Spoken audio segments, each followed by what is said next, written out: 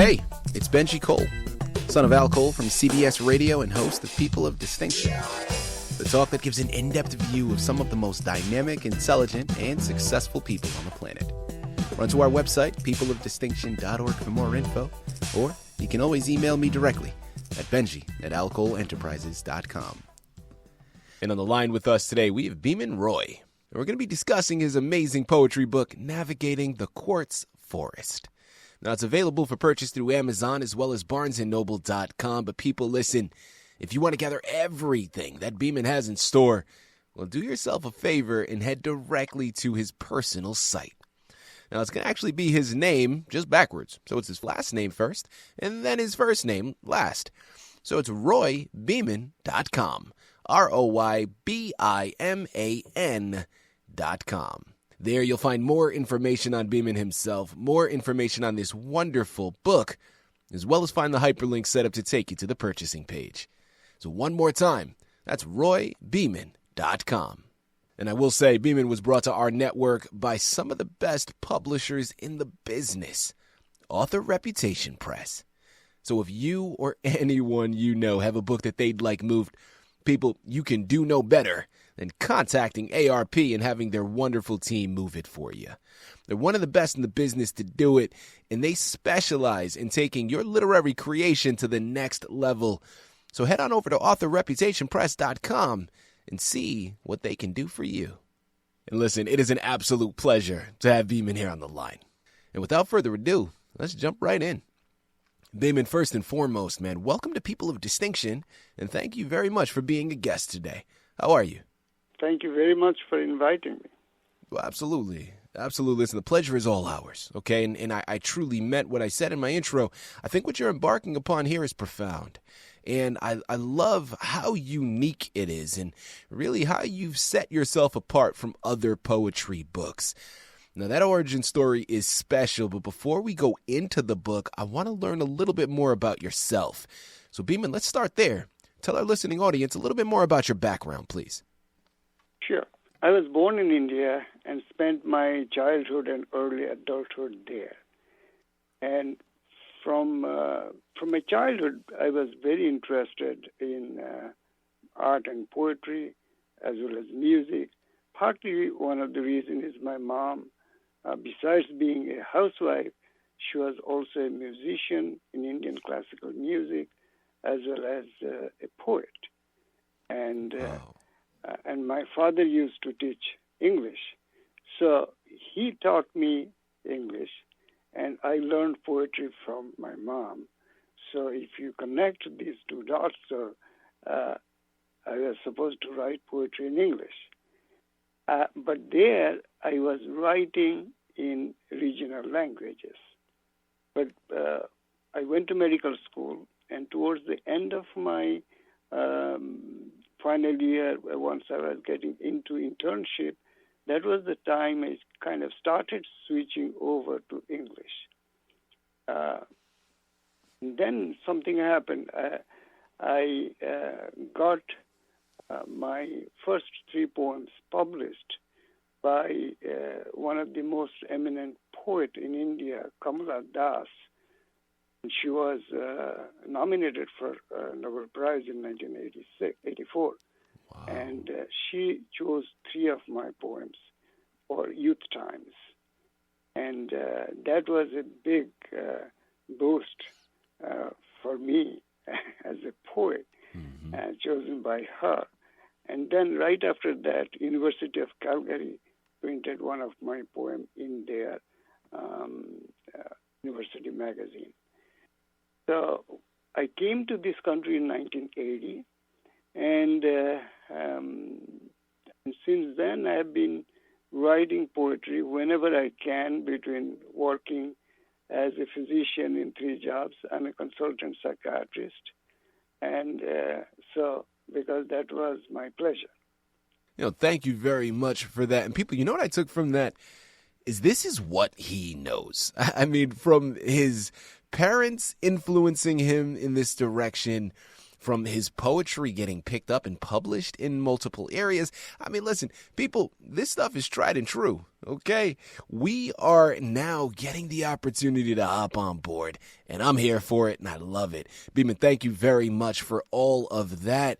Without further ado, navigating the Quartz Forest. Tell us a little bit more about your narrative. This is an unusual book in the sense that poems are in response to cryptic messages in a notebook that fascinated me. The story behind it is that my daughter, she was much younger at that time, she went to a Halloween party with her friends, and each attendee carried a notebook and was dressed as a TV character. They all took a vow of silence in some sort of protest and communicated with each other by writing on the notebook. So when she came home, it was a prop for her because the performance is over, and so she left it somewhere in the house and forgot about it. One day I was looking for some scrap papers, and all of a sudden I found that notebook. It's like 6 by 8 or something like that, and with ruled paper. And I say, "What is this?"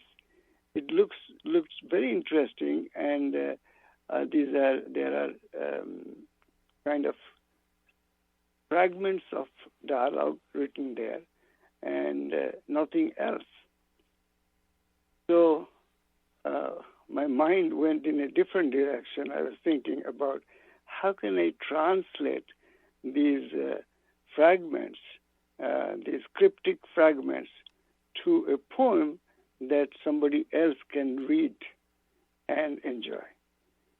So I worked on that. There were 17 poems written for 17 notes.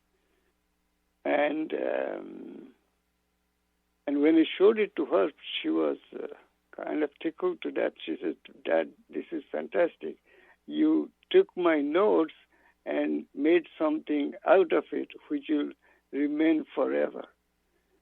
And that is basically the books are, the poems are in this book. And also the name, Navigating the Quartz Forest. A lot of people have asked me, what is this? What kind of name is this? And it has a story behind it. My daughter, when she was very young, she always used to collect crystals. And I would have to take her from one store to another store to get crystals for her.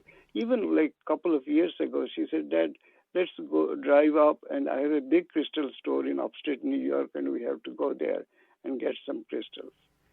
So she was, that thing stuck in my mind, and I said, it is probably, if we say, use this title, Navigating the Quartz Forest, it means something. As if she was all over the place looking for crystals. So that is from where this name came from. I absolutely love that. People, again, we're here on the line with Biman Roy. We're discussing his amazing book, Navigating the Quartz Forest, available for purchase through Amazon, Barnes & Noble, but make sure you check out his personal site, roybeeman.com. You know, Biman, next question that I'd love to get into, and listen, I have to hurry up and go here because my listening audience is going to start to get impatient with me, and I don't want that to happen, okay? Now, we know that this is a poetry book comprised of a lot of poetry that you've written over the years. Well, listen, if you have one that is readily available, Biman, we would love to hear it. Let me start with the first one, which I can explain to you quickly. Okay. So the notebook just has two fragments. Officially BF. Then there are two lines that are crossed. I can't read anything out of it. Actually, 2.5 lines. And then 127 hours. Then there is one line which was again crossed out. So I have the first one. So it is like just two fragments. I have to make a poem that makes sense. Now, what I was looking for in the two fragments, when it says officially BF, it's talking about some relationship. It's a boyfriend-girlfriend relationship. And when you talk about 127 hours, it's about measurement. So I wrote the poem on measurement. There is always an urge to measure. How many, how long, how heavy, metric or non-metric, to assuage and conform. Even the heart's rendition of a wailing horn in night's church. You say miles to go, I say light as a feather. You say high as a kite, I say deep shit. You don't deal with oblong issues. I don't weep mountain roses just to break the back of the universe and be in command. You say officially BF ... 127 hours. I say, look out through the window, a bed of impatience in the westerly sun. That's the end of the poem. You know, Biman, let's dissect that one a little bit more here. So you're talking about relationships there, as you mentioned, boyfriend-girlfriend relationships. Now, these poems derived from this notebook. The notebook belongs to your daughter. So you're kind of deciphering her notes here. Now, of course, we don't want to get too personal here, but Biman, talk to us about that poem and what it meant to you or what it means to you. It is in a way, it is in the general sense, in our life, we try to measure things, even in relationship. We always try to measure. So we, as I said, you say miles to go, I say light as a feather, high as a kite, and same with all these numbers and all these different forms of measurement. And this fragment really kind of brought me into the serious issue of we live a life full of measuring things. And that has become a part of our life. And that will become a part of her life when she grows up. So that was the message, and in this poem.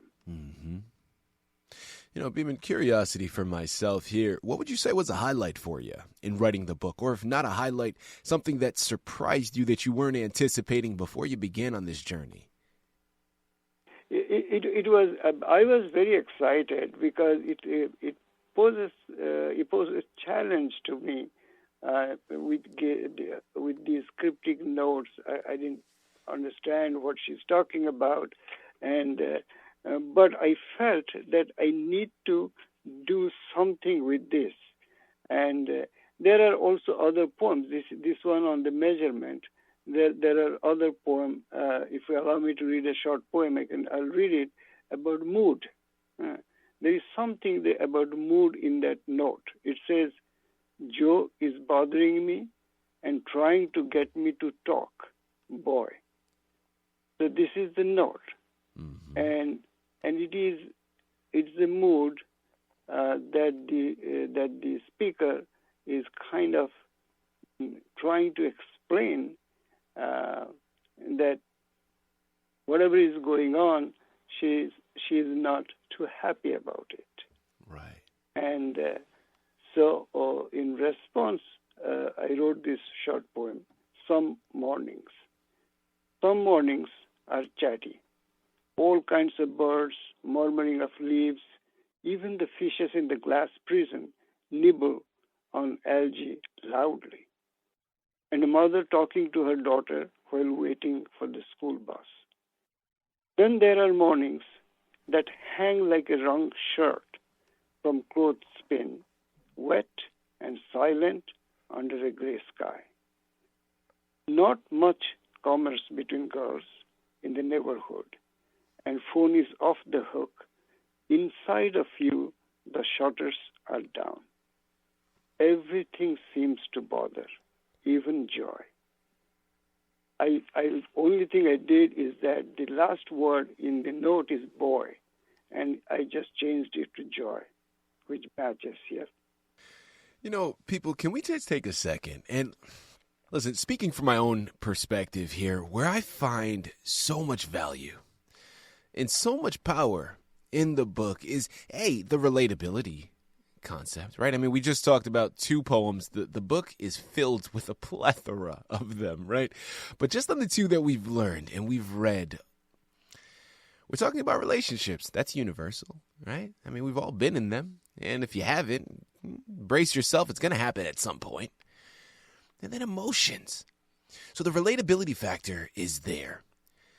But then what is beautiful and what is like a deep-seated thing here is for Biman and for his daughter, there's a personal attachment. And it is something that is universal, but at the same time, inherently is very, very private. Because there's moments that we will read as the reader, but we don't know the context behind it.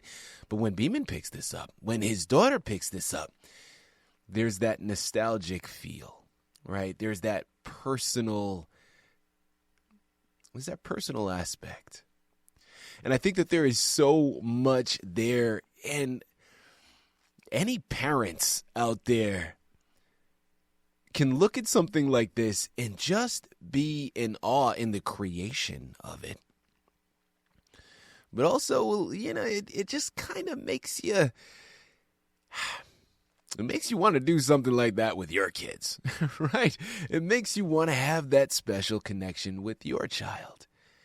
I think that there is so much to be gained here, and that's why I said at the beginning of the interview, people, this is so much bigger than just a poetry book.